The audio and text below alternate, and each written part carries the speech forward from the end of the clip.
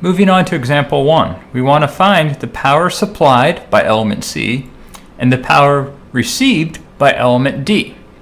We will first focus our attention on element C. To determine the power supplied, we are going to have to know both the current and voltage running through and across element C. We already know our current running through element C, for it's given as 7 amps. However, we do not know the voltage potential across element C, for Vc is unknown.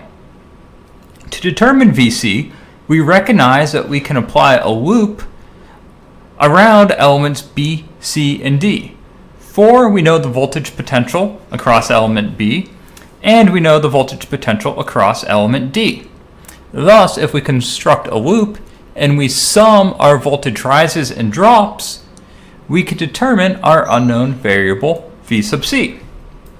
By constructing a loop, we will designate a loop via a curved arrow, and we will number our loop via a circled number. That is, loop 1 sums our voltage rises and drops. Now, the convention we will adopt in this class is always to start at the bottom left of our loop, and we will move in a clockwise fashion around the loop. Doing such, as we move in a clockwise fashion from the bottom left, we first encounter a negative terminal. That is, we are going to have a voltage increase of 6 volts.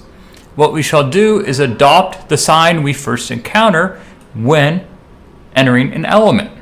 That is, we will put a negative sign associated with the 6 volt increase of element B.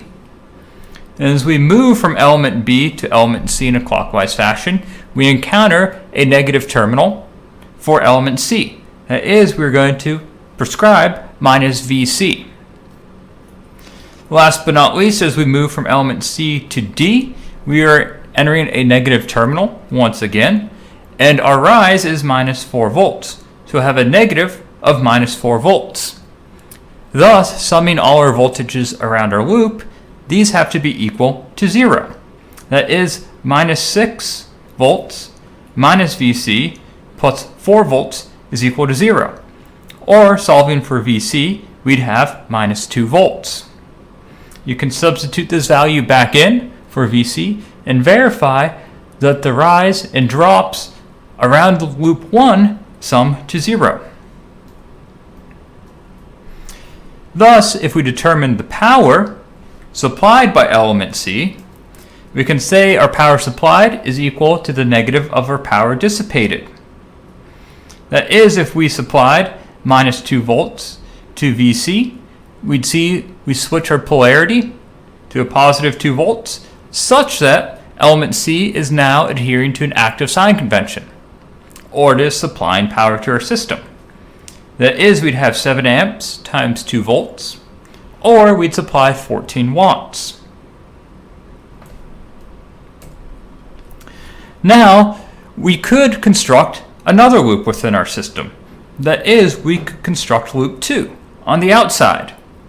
That is, we could start at our bottom left and move through the exterior elements A, C, E, and F. For we know all voltages A, E, and F within our loop, allowing us to solve for a voltage across element C. What's nice about KVL is there's oftentimes multiple loops you can construct to solve for a unknown value. That is, we could designate this as loop 2, or we can construct a third loop that goes through elements A, C, and D that we could use to find V sub C. All will yield the same value. Now, we're interested in determining the power received by element D. We already have a voltage potential prescribed across element D, as given. However, we do not know the current running through element D. To do such, we can apply KCL at node B. In applying KCL at node B, we can sum our currents into the node, and those have to identically be equal to the sum of the currents exiting our node. What we have is ID exiting our node, 7 amps exiting our node, and we'd have minus 10 amps exiting our node. Or, recalling that current has both magnitude and directionality, we'd have 10 amps entering our node. That is, 10 amps entering B has to be equal to ID plus 7 amps. We can express this as follows.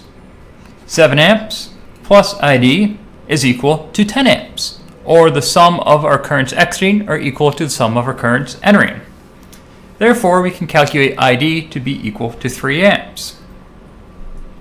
Now, element D is shown in a passive configuration.